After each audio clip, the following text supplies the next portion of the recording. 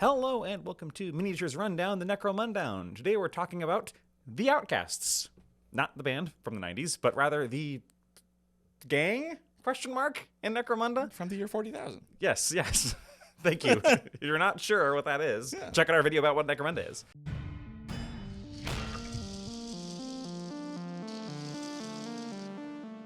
So, the Outcasts, Outcast gangs from the Book of the Outcast, fittingly enough, are a weird gang in that they can be lots of gangs. They're so deep. Right. But not as deep as you might think. Yeah. After writing this up. I don't think this will be as long or as tedious as we thought it was going to be. No, it's not going to be Stormcast 2.0. Anyway, so Outcasts, what does that actually mean? Well, Necromunda is a very regimented society. Even the gangs are a very regimented part of Necromunda society. Mm-hmm. The powers that be want them there, because they fulfill a certain purpose. Outcasts are people who want to live outside of the entire social structure of Necromunda. Mm-hmm. So that can be mutants who can't exist anywhere without getting shot, psychers who don't want to be, sanctioned hunted psychers. Down or... Right. It can be chaos gangers, but they have their own gang. It can also be gangers who are exiled from their established houses. Yeah, and maybe not outcast by choice. Right. And the thing about Necromunda society is that where you're born is where you stay. Mm-hmm. So a lot of outcasts, or hive scum as they're called, were just born, not everybody is there is a rebel who left. It's like a lot of people were just, their parents didn't work in the manufactorums where they made things, and so they don't either. And you can't really go join back up with society because that's not how it works in Necromunda, because it sucks. Yeah. 40K is not an aspirational thing, if you didn't get this. I know some of you have trouble with that. I don't know if you guys know this, but Necromunda kind of sucks. You shouldn't want to live in this universe, right? So an outcast gang is generally when you have one strong or charismatic leader. Sometimes it says somebody who's just strong or charismatic. Sometimes it's a fallen noble or a pretend noble or both.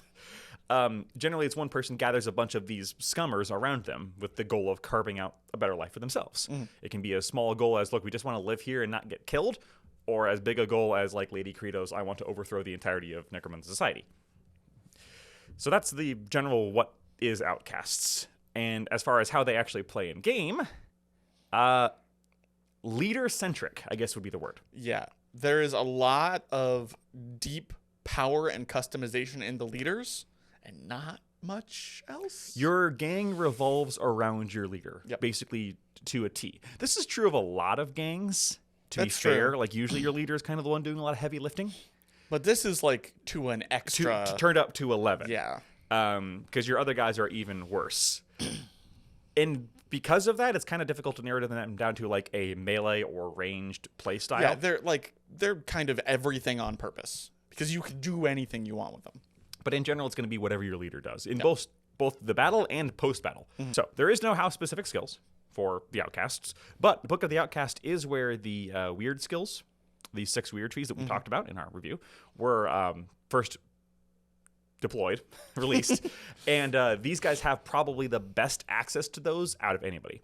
I'm not going to say they have the best access to psychers, because Gene Stealers or Chaos Cults, or especially Delac, probably give them a run for their money in access to psychers. But as far as customizable psychers, Outcasts can do it better than anyone else. That's fair. So that's kind of their unique skill. They also have the most skill access of any gang. Yeah, because they're so customizable. But then we get to the house mechanics, and this is where things get very, very different. Yeah, so this rivals the Spires for absolute number of rules. Sort of, yeah. They don't all take place at the same time, right. Is the problem. There's lots to pick from. Yes.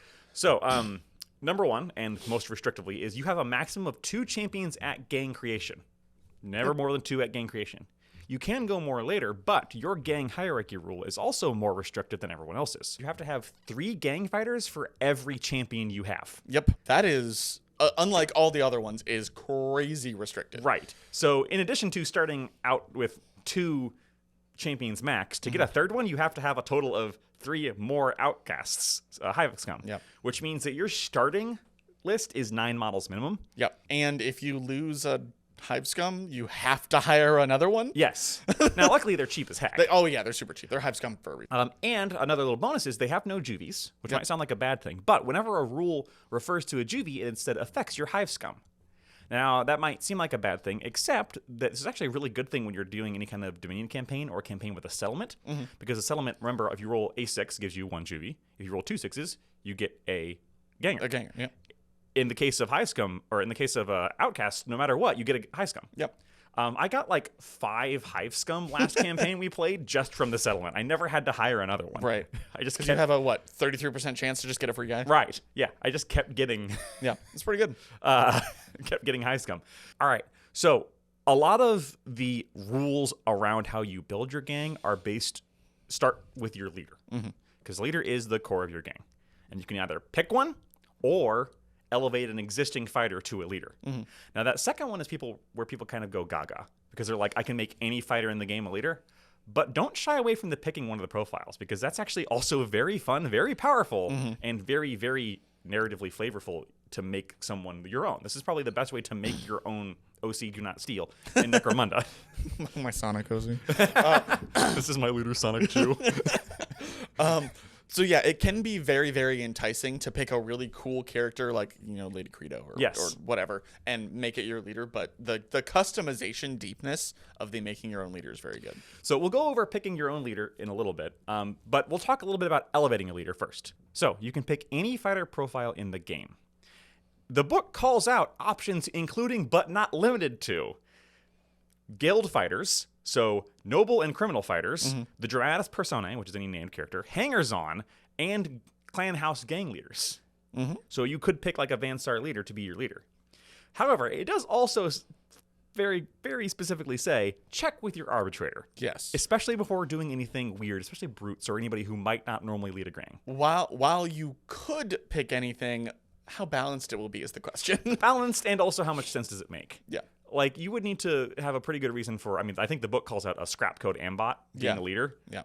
I want to do the Abomination of Bad Zone 12. My Sarlacc's going to lead a gang. Yes, sir. Yes, we will do it. Yeah. Such a way with words. I joked about last time having my Summit Beast be a gang leader. Yeah, exactly. With his intelligence 9. You just need to be persuasive. Mr. Squeezy wants more food. You just gotta have that riz. Oh, God. So you can kind of do anything. Now, it is also worth noting this does not include exotic pets or beasts, because they are not. Those are actually war gear, not fighter profiles. They have a profile, but they are not a fighter. Right. That being said, the reality is just talk with your arbitrator and make sure your arbitrator knows all the rules. If you do that, your fighter retains any skills, equipment, and special rules they have.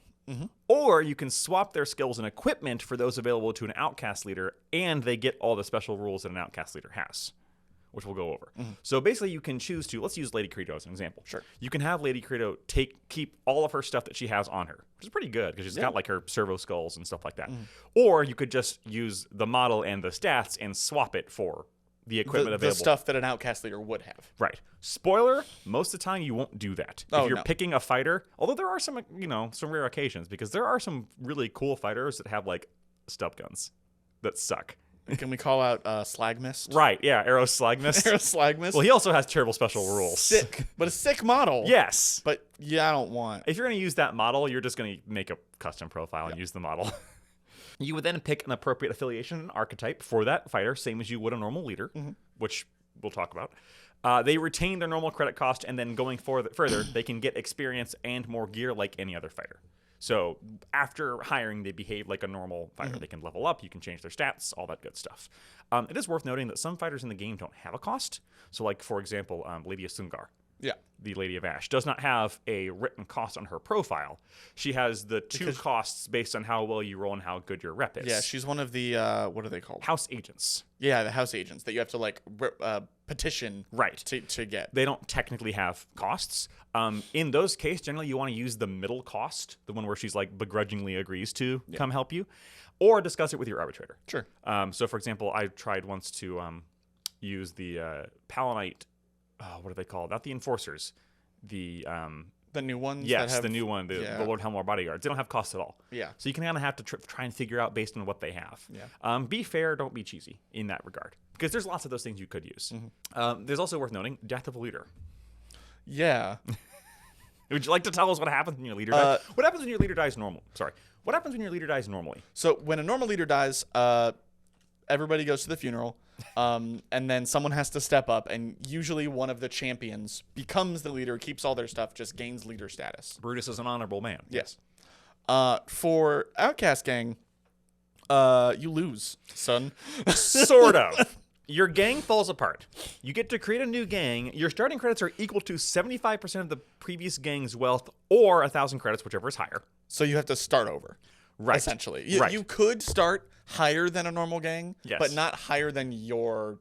You're going to lose 25% of your cash, at least. And all of your experience. Yep. So you can include fighters from the previous gang, but you have to rehire them at their current cost. If at least half the previous fighters are present in the new gang, you start with D6 less rep, but you keep your territory and your stuff. Okay, that's less restrictive than I thought. If not, you start from scratch with nothing from the old gang stash.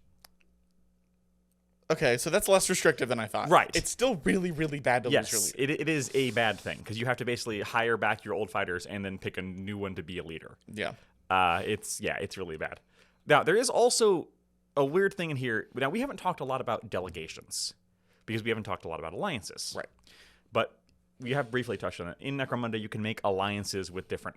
we briefly talked about alliances in that we don't like them. Right. And we don't use them. Well, we don't like them because they're often unbalanced. The Yeah. problem with alliances is that when you make an alliance with, let's say, the... Corpse Grinder Guild. The Corpse Grinder Guild, you get some benefits and some drawbacks, but you also, in the base game, in base rules, you get access to this Corpse Grinder party who cost you nothing.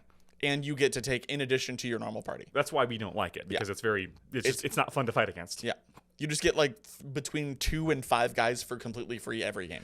The Book of the Outcast has the best implementation of those models I've seen yet. I agree. Because besides elevating a single fighter or picking your own, you could also pick a delegation to be the basis for your Outcast gang. So you could pick the Corpse Harvesting Party, and if a delegation is a single fighter, you just use the normal elevate rules, whatever. Yeah. You pay the cost for the delegation. They're all listed with costs in the Book of the Outcast. For the first time ever. For the first time. It unfortunately doesn't cover every delegation. It doesn't cover the ones that have come out since then, especially. Right. But that's also, by the way, if you're looking to use those delegations in your games, use those costs. Yes, agreed. You pay the cost for the delegation. You have to take all of them. You can't pick and mix. The delegation fighters get their profile equipment, and going forward have the same restrictions as an Outcast fighter of the same rank. So your champions have the same restrictions as champions. Your fighters have hive scum restrictions, which is not very good. Nope. Your leader gets an appropriate affiliation. Pick the one that matches. Yep. If you pick Corpse Grinder or Corpse Harvester Guild or Corpse Grinder Guild, that is, you would pick a guild, a merchant guild. You don't pick criminal organization, because they're not. They're not. They're a legitimate business. Yes. Leader and champs get the archetypes, tools of the trade, post-battle actions, and then you can fill out the rest of the gang with your Outcast fighters. So there's some delegations like the Siphoning delegation, the Mercator Siphoning, or Nautica Siphoning delegation, which is a really cool one. Has, I think, 3 models. Yeah. And then you get those 3 models, and then you fill out the rest of the gang with Outcasts, hive scum. So... and if they only come with like 1 or no champions, you could then hire Outcast champions. Yeah, get more champions. Which is good. I haven't played with this yet, because I don't only, unfortunately, all of those models are Forge World. Yeah. But it's a really fun way to play those delegations in game and have them be like a themed Outcast gang. It would be really cool to, it'd be really cool. Get a group of people that everybody does a different Outcast gang. I was actually going to say the same thing at the end of this review. That would be really I was going to sick. suggest that we play a campaign where everybody plays Outcasts. I mean, hive scum abound. But Sure, but- everybody else is just going to be so different. Yes, it would be very fun. It would be, you know what it'd be like? MTG Commander. Where your leader is the real star of the show. And then you've got 42 relentless rats. Yeah. But so, Everybody anyway, has relentless we'll talk about that more at the end. Yeah. The only thing is, if you do a delegation gang, no alliance is allowed. Yeah, that makes sense. You're already in one of them. You are functioning an alliance. We're not going to go over all the delegations here. That will be for another day. We might actually do that in a separate video. Yeah. Because it'd be pretty funny. But some of them are stupid good. But we could also wrap that into just covering alliances. Yeah. Some of them are stupid good. Some of them are stupid bad. Some of them are stupid funny. Yeah. Delegations also are the one way that the champion or the leader-centric thing might get flipped, because there's a fair few of the delegations where the leader is just like a support piece. And then there's one champion who is really bad, or really badass. Yeah. Like, champion who will absolutely kick your butt. Yeah. And then the leader's just like, go, kick him. Do it. You can do it. Yeah. That's the one time when your leader might not be your biggest, baddest piece, is if you're playing delegations. All right, so you've chosen a leader, and now you need to pick an affiliation. There are 1, 2, 3, 4, 5 affiliations. This is basically a sub-faction. Yeah, which is crazy. And it's kind of your leader's origins, because even on Necromunda, even outcasts can't quite get away from what they are. Like I say, what you're born into, it's very hard to get away from. Yeah. All right, first up is clanless. Super basic. Doesn't have any of the downsides of being law-abiding or outlaw because you're nobody. Yeah. You can hire anybody that's outlaw or law-abiding, and you can't be sold extra for the guilds for being an outlaw. So again, none of the downsides. Right. You can't have any alliances, similar to being a delegation, and you don't get any extra war gear. This is, I'm going to go with hard mode. I'm going to say this is default. Yeah, but you don't, you don't get any of the downsides of being law-abiding or outlaw, but there's not a lot of downsides. The big one is that you no longer get the negatives from either trading post or illegal black market. That's true, but you also don't get any extra weapons or war gear like you would from any of the other ones. Right. So there's a trade, but I feel like the trade isn't worth it. Right. The only reason you would pick this one, I've actually only played this one, it's because every time I've written up a character, the other ones don't make sense. Because all of the other ones very much dictate who you are and why you're there. Yeah. This one doesn't. So it's the most free and open, but also the least restrictive. The least frills. Like, you don't get much, but you just have your basic, you have your leader and they do what they do. Yeah. And there's some other things, like, I didn't mention all of them here. There's some other things where ignoring the penalties of outlaw is actually kind of nice. Yeah. There's some fair things where you can just go, I don't care. Yeah. Fair enough. So then you can also pick a clan house to be from. So the book says that you have to pick one of the main 6. Asher, Goliath, Orlok, Vansar, Talak, Kodor. Talk with your arbitrator if you want to do another one. Sure. You could probably do a squat outlaw gang. Yeah, is exactly what I was about to say as a dwarf. You're not going to get a bunch of squats in your outlaw gang. You're still only getting hive scum. But you pick one of the main 6 or whatever with your arbitrator's discretion. For any scenario or campaign purpose, you count as being that gang. So that would be like territories that give you bonus rewards, scenarios. You can purchase weapons and war gear from that house's gang list. Which is good. So, you get all that access to all that Vansar guns or the Asher chemical stuff. What's the polearm blunderbuss that the Kodor have? Which would be a great thing to get high scum, by the way. It would be. And you can only form alliances with strong alliances from that house, but you don't benefit from the strong alliance themselves. So this is basically saying that you were exiled from your clan house, but you still have the connections. Some connections. There are people who are on your side. This is a good one to start. And if you like, for example, if your leader is you're picking a gang leader, this is what you would go for. Yeah, generally. That might be the most basic option, honestly. Yeah, it's kind of like an offshoot of the 6 normal gangs. So I could see it being like, I don't want to say the default. Because you get really no downsides at all. Yeah, that's true. Up next is the Merchant Guild. You have to pick one of the guilds to associate with, which is Guild of Coin, Guild of Iron, the Prometheum Guild. Is that what it's called? Corpse Harvesters or Slave. I don't remember. The slave harvesting party it's the slave guild. Yeah. For all scenario and blah blah blah, you count it as those. Yeah. And it won't come up very much in those campaigns. You can purchase any weapons or war gear that are on the guild's delegations. Yes. Which can be very strong, but it is a limited list. Yes. And you can buy a cult icon because you're technically in a cult. For 40 credits, we look at our previous video and our upcoming video. Cult icons are not great. No. And you can only ally with the Chosen Guild, which is interesting because I like the delegations. You can't ally with anybody because you are one. Right. And with the guilds, it's like you can only ally with the guilds. Right. Yeah, one of those is you are a delegation. They just kind of snuck that in there as a way to play delegation. Yeah. And this one is you're from that guild. Yeah. Now, worth noting that allying with the Chosen Guild means you could then play with those delegations using the alliance rules. Yep. Big one for this one is that the weapons or war gear thing. There is you can purchase weapons or war gear regardless of what their rarity is. So if there's like a plasma gun on one of the guild delegations, you can now buy common plasma guns or whatever. Yeah. Plasma guns whenever you want. They're not any cheaper. Yeah.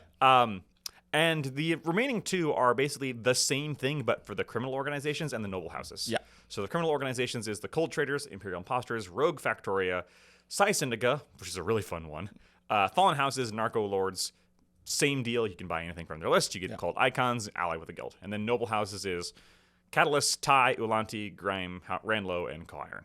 So basically, it's the last three are all just different versions of the same thing. They could have put them all in the same thing. They just chose not to. Yeah. So that's if you pick one of those. Now, let's get to the actual models and stats, which is a lot to talk about because they're very. You have a lot of option here. Yes. Not, I would imagine, as much as Venators, honestly. I think you have more than Venators. Yes, more than Venators. No, so each Venator option has 3 choices. Right. Whereas this one, the leader has all the choices, and the champion. Everyone else gets no choices at all. Gets nothing. So your leader, the leader that you will choose, if you pick your own leader, none of this applies if you are picking someone who already exists. Yeah. You get 4 profiles to choose from. They're all 125 points. So, which is not bad for a leader. More expensive than some, but for these profiles, I think it's actually worth it. Yeah. They're basically kind of very archetypical. Say that 5 times fast. Archetypical. I can't say it once. Archetypical. Archetypical. You can pick one that has 7-inch movement, 4-up weapon skill, 2-up ballistic skill, 3s and 3s, 2 wounds, 3 initiative, 2 attacks, 5 leadership, 4 cool, 7 willpower, 5 intelligence. Why did they give the fastest movement to the gun shooter? Yeah, so that's the gunslinger one, and that's like Van Sar leaders on steroids. Dang. With a 3-up initiative to boot. Make the fastest one the melee monster. Don't.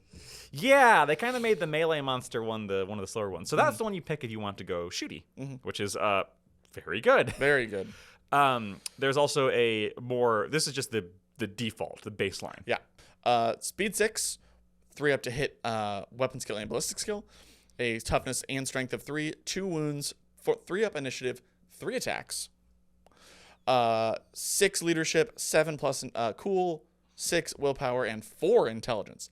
Very smart. Yeah, which is weird for this guy. I don't know why it's very smart. That's kind of your default guy. Like he does a little bit of everything, but with 3 attacks. I mean, that leans into kind of doing a little bit of everything. 6 inches and 6-inch movement and 3 attacks means that. I mean, he's only got strength and toughness 3. Yeah.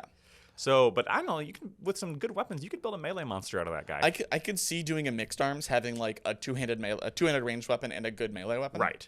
And it being not a terrible option. Next one is your melee monster, supposed to be option because he's 5-inch movement, but 2-up weapon skill, 4 ballistic skill, strength 4, toughness 3, 2 wounds, 4 initiative, 3 attacks, 6, 6, 4, 7 for leadership, cool, willpower, intelligence.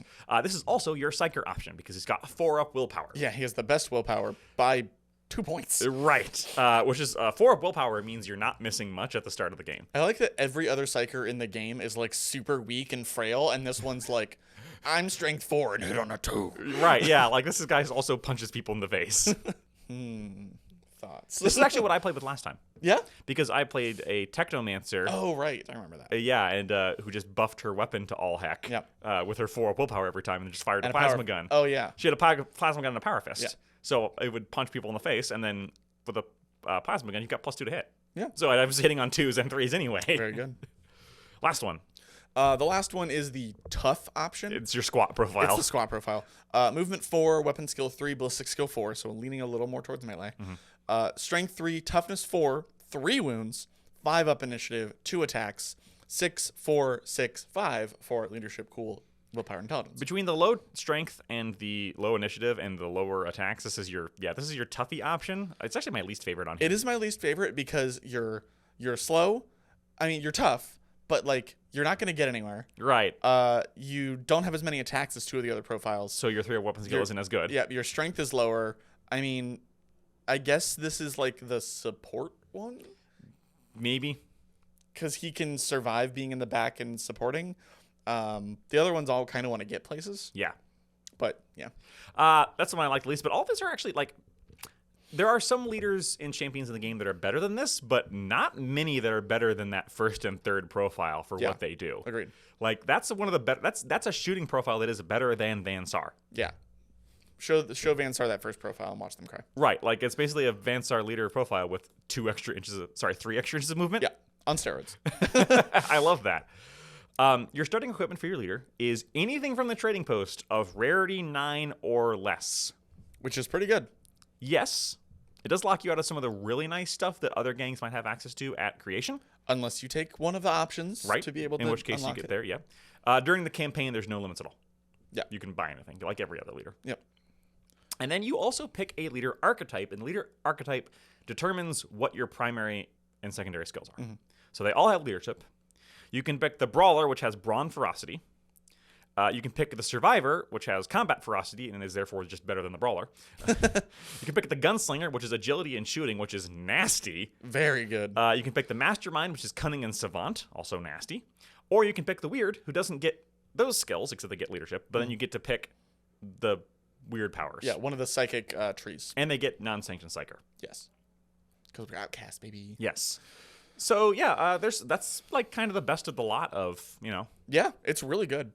Again, what we were saying earlier, it may be tempting to pick a model and base it off that, but these profiles and the customizations are really strong. I mean, okay, if your leader is 125 credits for 7-inch movement, 2-up ballistic skill, nothing else matters, and has agility and shooting, Yeah. that's really scary. That's nasty. That's nasty at start. And then you have him, and then you give him a plasma gun, which I think is rarity 8 or 9. Mm-hmm. Yeah, I think it's 9. You're sitting at 24 inches, hitting on 2s or 3s, firing into cover. I wish the plasma gun wasn't as good as it is, but it is. It's just so I good. know. I mean, there's other things you could pick to be less obnoxious. Yeah. But it is also really fun. Fine, mining laser. Hey, with 7-inch movement Yeah, easy. and -1 to hit doesn't matter because you got 2-up ballistic skill. Yeah, true. Yeah, obviously, I think all of those are viable. The last one's not great, and then brawler, I mean, combat ferocity is just better than brawn ferocity, honestly. Yeah. First off, because ferocity is the better of those trees anyway. Yeah. And brawn is Better than it was, but not great. but not great.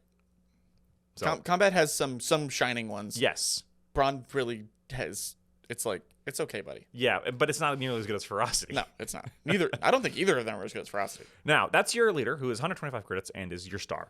Yes. Let's go now to the champion, who is a massive letdown. Yeah, but he's only 60 credits. Yes, that is why he's Very cheap. That is the only reason he's worth it at all, because he's Yeah. the cheapest champion in the game. Yeah. He's cheaper than some gangers. That's true. Movement 5, weapon skill 3, ballistic skill 4. So you're a melee model, right? You're a melee model. Strength. Oh god, I just realized. Strength 3, toughness 3, 2 wounds, 4-up initiative, 1 attack. Oh, so you're not a melee model. So you're not a melee model. 6, 7, 8, 8 for mental stats. He's cheap. He's cheap and incredibly mediocre. He's 3-up weapon skill says melee, but 1 attack says no melee. You've got 2 wounds. He should be 3s and 3s, man. He should be 3s and 3s with 2 attacks. Okay, for 60 credits though, I get why he's 3s and 4s. Nah, he should be 3s and 3s with 60 credits. Like he's bad. He's not good. His starting equipment is anything on the trading post rarity 8 or lower. Still some good options there. Yes. No limits on equipment after gang start. He also gets to pick archetype, but his archetype is worse in that you only get 1 primary skill instead of 2. Yeah.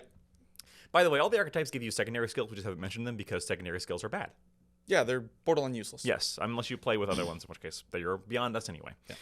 Yeah. So you can pick brawler, which only gets you brawn and is therefore bad. You can pick gunslinger, which only gets you shooting and is therefore good. You can pick survivor. Which I don't know with the 4 ballistic skill. I will get to that. With survivor, you can pick ferocity, which is good. For mastermind, you can pick cunning, which is good. Mm-hmm. And then you can also pick weird, which is not good because you have an 8 of willpower. You have an 8-up willpower, and your only options are psychic powers for Right. primaries. So don't do that. My last game I played a psyker gang with 3 psychers at the start because, I picked a psyker leader and 2 psyker champions. Those champions didn't do anything for a long time until they got... Now, willpower is the cheapest upgrade. It is. It only takes like 4 experience. I think it's 3. Oh, yeah, 3 experience. It's really cheap. Because it's nearly useless outside of psychic powers. Right. What I did is I gave them cheap weapons to start. I gave one a grenade launcher because that's a very good default weapon to have. And if you miss, it's still fine. Right. And I think I gave the other one a las gun to start. And then later when he had... Well, he was a chronomancer, so I gave him Zen Shootist, which lets you hit on 2s all the time. I gave him a mining laser, which was gross. Yeah. Yeah, so he's bad. And I think the way to play this guy, I think the 3-up weapon skill is a trap. I think so, too. I think that you don't put melee on this guy, even though he's got a 3-up weapon skill. I agree with you. Mostly because he doesn't have any melee skills at all. Like, the best he's got is brawn. Yep. Shooting, make him tough. I think you either make him a shooting support piece, so a grenade launcher or another AoE weapon, or you just make him shooting and then just you give him an accurate weapon to start and put some points into him later. Sure. Or you give him infiltrate and some kind of template weapon. Sure. I could see using him as a sniper. Right. Because yes, snipers are very cheap weapons, so you can start with it pretty early. Pop him a long rifle. Yep, pop him a long rifle. Aiming and shooting at long range, he's getting +2 to hit. Like, as nomads will tell you, having a ballistic skill 4 with a long rifle isn't that bad. No. Same thing, ballistic skill 4 when you eventually get him a plasma gun. Like, ballistic skill 4 is not great, but it's really not terrible either. Yeah. It's not as bad as you might think. It is workaroundable. Whereas 1 attack is way worse than 4.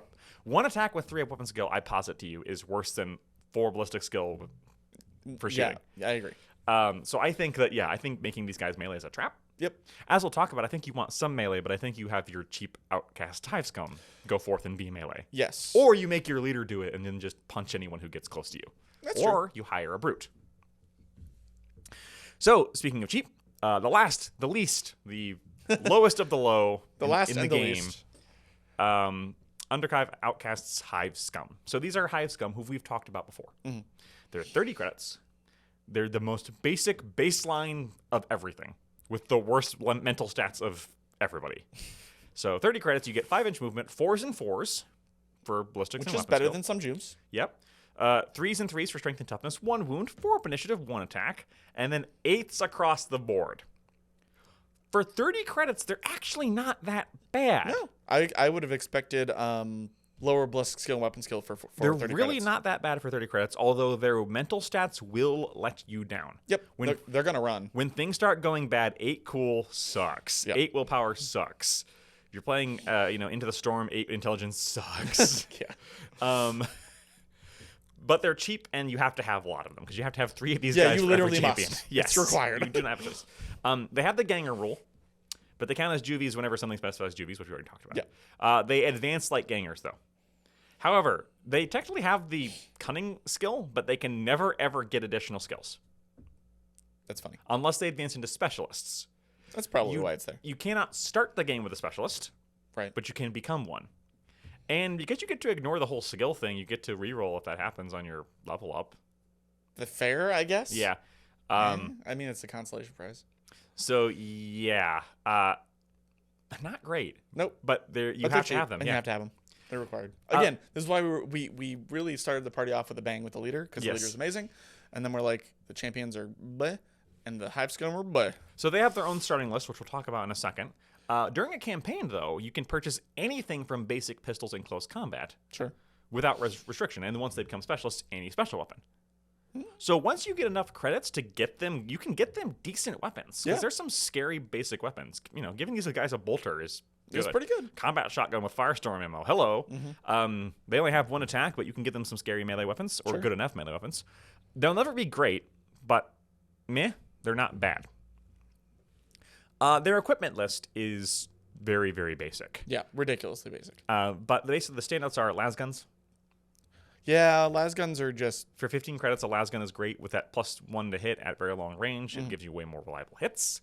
Shotguns are also great for hitting, but you have to be much closer. Yeah. But a solid shotgun hits harder than a lot of other things, especially at the start. You can, they have mesh armor. They also have armored undersuit on their list, which is very interesting. That is funny. Because it's very easy for pretty cheap to start a, for 30 credits, I believe. Or let me see. Oh, okay. So for 60 credits, you can buy a Outcast with a las gun and mesh armor, which is pretty good. Yeah. 5-up save and a las gun that hits on 3s when they're not in cover. Even though they're not great melee, you do probably want a couple of guys to run melee screen for you. Yeah. And in that regard, flails and chainswords, baby. Yep. Anything that gives them +1 to hit. And then stub guns and auto pistols. Yep. So auto pistols, if they're more melee, but I think the stub gun is also great because it's super accurate. Yeah, I like the stub gun a lot. Flails are very defensively good because of entangle and a bunch of other stuff. Chainswords are a little more expensive, but a little better. Yeah, a little more. And they have parry too. I was Yes, gonna say they more do. offensive. but Yes. parry is good. They are parry. Yeah, I guess they're technically more defensive. Depends on what you're fighting. The axe is also super, super cheap. The axe is +1 strength, 1 AP. Yes. So not bad. It's not +1 to hit, but not But it's terrible. not bad. Don't buy them the two-handed axe or hammer because No, -1 to hit is terrible. Or the maul, which gives your opponent +1 save. You mean the joke weapon? The Never- weapon that yeah. no one's ever taken? The RuneScape River Chicken. Yeah. Wobblonk. Yeah. Hit splash. Yeah, and that's your models. That's all you got. Yep. That's it. That's all you have. You have 2 mediocre models and every other model in the game to choose from are Yes, the 3 options. Basically, yes. Anything with a fighter profile. Yeah. Yeah, that's it. That's the gang. Because brutes, pets, and vehicles, no. They just don't get them. Nope. Brutes, you can hire any of the default brutes, including the outlaw brutes, of which some are very good. True. I think this is where you get your melee punch. That's fair. An ambot is a great pick. A stump beast is a fantastic pick if you build it right. Very expensive, but very punchy in melee. We have covered all of the Outcast ones. If you want. We don't, because those are the outlaw brutes. Outlaw ones, yes. You don't get access to your house brutes even if you join the house thing, because you only get access to the weapons, and they're not weapons, they're models. Your outcasts, you're not actually in the game. They're not gonna give you a jump jet, you know. Hey, can I have a City Inspector, please? No. No. This is kind of I don't think an oversight. The only vehicle crew you can get is a scum racer crew, Which means you can't have a... which is not a fighter. Right. I think for Outcast, the scum racer crew should have the fighter keyword. That makes sense. I think you could do that without really upsetting the balance of things if you're playing Ash Wastes. That would also mean that you can't have a Ridge Hauler. Right. Because you can't have the Coin Guild Hauler crew. Well, no, you can hire them. Well, it says only... Well, I meant... no, you can hire a Ridge Hauler. Okay. You can still hire Guild Coin. Sorry, you don't have a house racer is what I meant. Yeah. A house crew. I think that the scum racer crew could count as your house crew. Makes sense. I don't think you'd be upsetting the balance of things too much. Probably not. It would count as one of your 3 for each champion you have. Right. Without that, good luck playing Outcast in the Ash Wastes. Yeah. If you pick a house, you have access to that house, exotic beasts, basically none of which are ever worth taking. Yeah. I could see maybe I am particular for the Vansar Spider. Yeah. Because Fearsome is really good on a shooting model. Spooter is always good. Spooter. No. Nothing else. Nope. Nothing else. I mean, I guess if you went Deloc, you could have the little Psyker extendo guy. Yeah, for your Psyker. For your Psyker leader, I guess. Yeah, it's not great. They also have no unique equipment. I mean, the unique equipment is often found on those unique models because they often have unique equipments. You know, Khal Jericho's hot shot las pistols. If you pick a house or a delegation, you get your unique equipment. Is that house's unique equipment? Yeah, easy, done. And that's it. That's the gang. Yeah. It's one of those things where it would literally take 4 hours to talk about all the different options. So let's get started. Yep. Buckle in. Yeah. Well, we know you guys like long videos. I wondered why you chained my feet to the floor. I lied. We're not watching Netflix. We're talking about Outcast for 12 hours.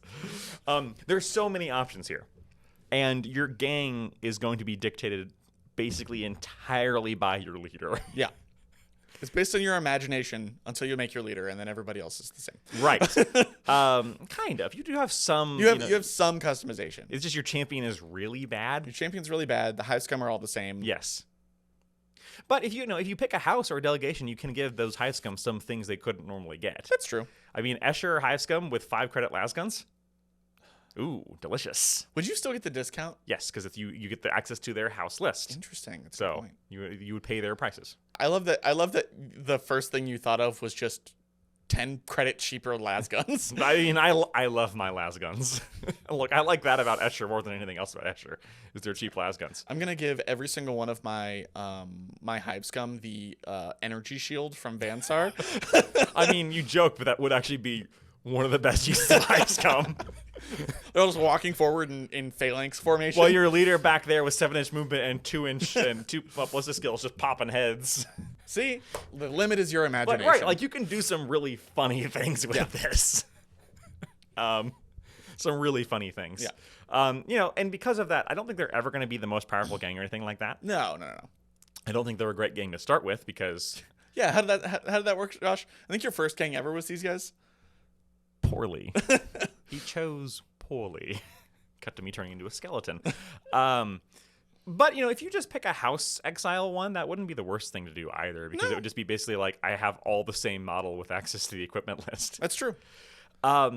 Yeah, playing these guys can be very interesting because, you have to make sure your leader doesn't die at all costs. Yeah. It is the worst thing to happen if your leader dies. Right. Well, both not just because of your gang resetting, but also because you don't have anything else that does anything. Nope. Especially at the start. Yeah. Once you get your champions upgraded, like at the end when I was playing my last campaign, my champions were pretty dangerous. Yeah, true. Like, you know, You had to put a lot of experience into them, but they were did, dangerous. but they were dangerous. But the nice thing is like every time someone killed a hive scum, which I think I lost 6 hive scum, Yeah. I didn't care at all. Yeah. Because I kept just getting more from the settlement. So that's very similar to the way I was playing Khador. Because Right. Khador, their cheapest guys are only 20 credits. You just send them forward, and if they die, who cares? They're Give their probably equipment to the next guy. the most similar to Khador. Yeah. I know we don't cover tactics on these videos just because we don't have the time for it. But Hive Scum have a lot of other tactics to either ignore the downsides of losing. Yeah. Which I wouldn't recommend bringing those because they're usually not actually that. They're funny, but they're not actually that great. Yeah. They have a lot of tactics to bring more guys. Yes. So flooding the board. Right. There's a flood the board. Like there's a tactic to bring D3 more Hive Scum just all the time.